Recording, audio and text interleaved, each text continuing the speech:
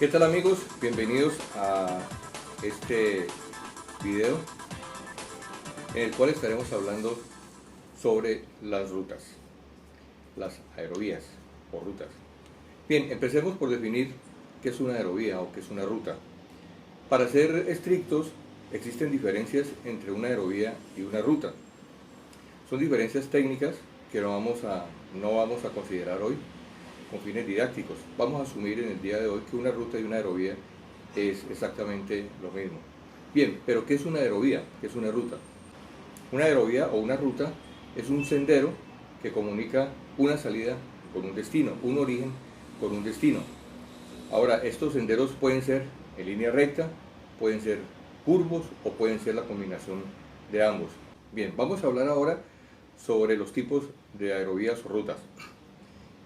Hay una clasificación inicial que depende de si las aerovías o las rutas, son utilizadas a niveles inferiores o a niveles superiores. Recordemos lo dicho al comienzo. Cuando las aerovías están en niveles inferiores, pues se topan con la orografía, es decir, con las montañas, en lugares obviamente donde hay montañas, como en Colombia, por ejemplo. En otros lugares donde hay grandes planicies, como en los Estados Unidos, por ejemplo, o aquí mismo en Colombia, en los llanos orientales, pues las aerovías tienden a ser más en línea recta. Aquí en Colombia se han designado que las aerovías de baja altitud son las comprendidas entre el nivel del terreno y los 24.500 pies. De ahí en adelante se establecen las aerovías de alta. Por razones obvias, las aerovías o rutas de alta tienden más a ser en línea recta, porque no hay obstáculos que las obligue a cambiar su trazado. Caso contrario a las aerovías de baja, las cuales tienen que irse fraccionando de acuerdo a la topografía. Caso particular, cuando salimos de Cali, por ejemplo, lo ideal sería volar Cali-Bogotá. Sin embargo, esto no es posible. Cali está en medio de dos cordilleras, la cordillera central y la cordillera occidental, en el Valle del Cauca. Esto obliga a que la ruta establecida entre Cali y Bogotá tenga varios segmentos. Es así que el primer segmento va hasta Tuluá, que es el centro del Valle del Cauca. En ese lugar se espera que la aeronave tenga una altitud considerable, en donde ya pueda hacer un viraje a la derecha y pueda sobrepasar los obstáculos orográficos. De ahí en adelante se hace un viraje a la derecha hasta Ambalema y posteriormente está el segmento de llegada. Esto en cuanto a las altitudes de las rutas, pero existe otra clasificación y es de si estas rutas se definen entre radioayudas o no. Bien. Inicialmente el origen de las rutas se estableció entre dos radioayudas, NDBs, radiofaros no direccionales, o BORs, que son radiofaros direccionales de alta frecuencia. Con el advenimiento del tiempo y el invento del GPS y las tecnologías de los sistemas inerciales, esto tiende a desaparecer. Ahora es posible crear rutas mediante waypoints. Los waypoints no requieren de estaciones fijas en tierra que estén emitiendo y que ocasionen gastos onerosos y además que ocasionen bastantes dificultades en el sentido de la ubicación de estas radioayudas. Ahora con las rutas ARNAV o con la ruta GPS es posible trazar rutas mucho más directas y en lugares donde antes era impensable colocar, por ejemplo, una radioayuda. Ahora vamos a hablar sobre los segmentos de una ruta. Una ruta, al igual que en las carreteras, se pueden encontrar varios segmentos. Uno, por ejemplo, sería el segmento de salida. Cuando uno va de aquí para Bogotá, por ejemplo, hay una salida de la ciudad de Cali. Hay unas determinadas salidas, no por cualquier parte se puede salir, sino que uno busca las carreteras indicadas o las calles indicadas para proceder a la ciudad de Bogotá. Eso es lo que pudiéramos llamar una salida.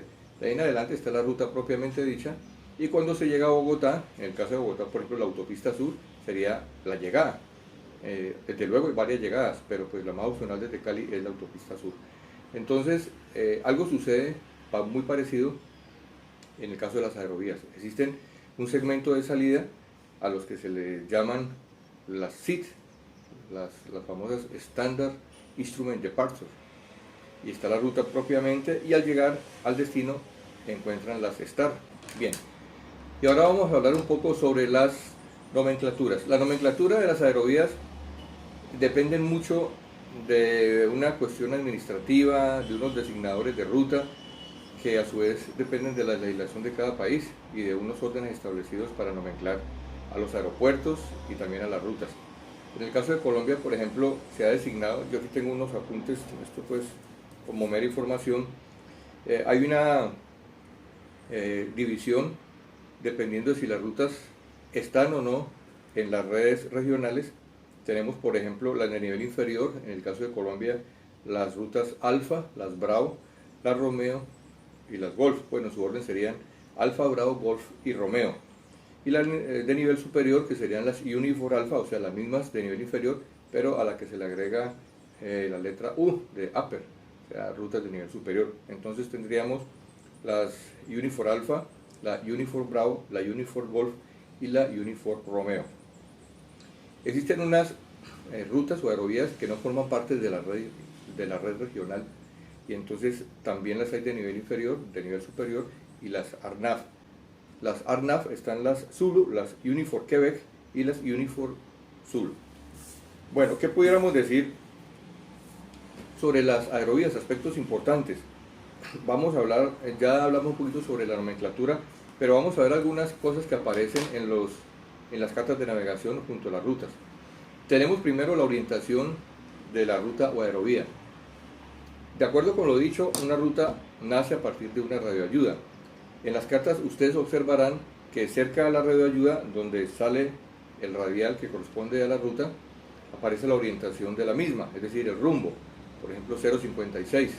Ese es el rumbo que marcará el avión estando sobre esa ruta o esa aerovía, procediendo de la radioayuda anterior. Tenemos también el MEA, el Minimum en Route Altitude. Esto es la altitud mínima de seguridad con la que usted puede volar instrumentos sobre esa aerovía. ¿Cómo se designa el MEA? El MEA o la mínima en ruta se designa teniendo en cuenta el obstáculo más alto que se encuentre en la trayectoria de esa aerovía. Una vez ubicado el obstáculo más alto, se suman 2000 pies en el caso del vuelo por instrumentos, y 2000 pies por encima estará la ruta. ¿Eso qué inconveniente tiene? Eso tiene el inconveniente de que por un solo obstáculo, si la ruta, por ejemplo, vamos a decir es de 100 millas, que es un trayecto bastante largo, si en ese trayecto el único objeto elevado, la única superficie elevada, la única montaña que existe, está, por decir algo, a 20.000 pies, entonces ese solo obstáculo elevaría el MEA de la ruta a 22.000 pies. Así el resto esté a 10.000 pies.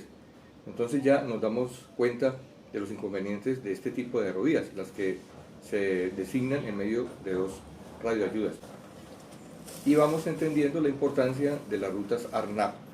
En una ruta ARNAV obviamente no pasaría entre dos radioayudas, la ruta no se trazaría entre dos radioayudas, sino que se tirarían tres waypoints, uno el origen y otro a un lado, en este caso de la montaña, para no sobrepasarla, bien retirada, con márgenes de seguridad, y el otro waypoint sería en el lugar de destino. Con esto hacemos un desvío no muy grande, rebasamos el obstáculo y no tenemos necesidad de elevarnos tanto. Eso facilita la navegación a aeronaves de bajo performance y obviamente baja los costos porque no habrían radioayudas establecidas en tierra. Bien, yo creo que esto es básicamente lo que hay que tener en cuenta al utilizar las aerovías. Un aspecto importante de nosotros como pilotos es observar siempre los mínimos en ruta. Muchos accidentes ocurren precisamente por descuidos o por confianzas, exceso de confianza en los que el piloto no asume con responsabilidad estos mínimos y entonces se topan con obstáculos. Bien, esto es todo por hoy, espero que les haya ayudado bastante esta guía. Hasta la próxima.